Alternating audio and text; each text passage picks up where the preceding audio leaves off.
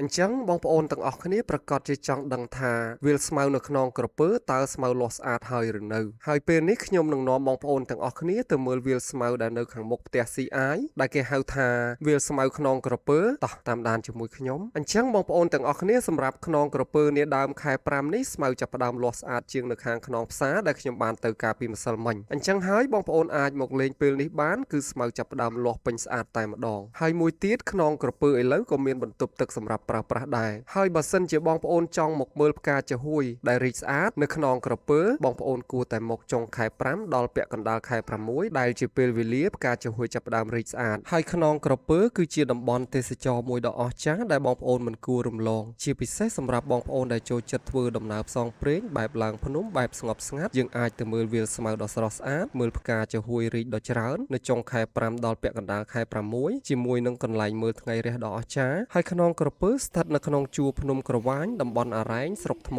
បាំងខេត្តកោះកុង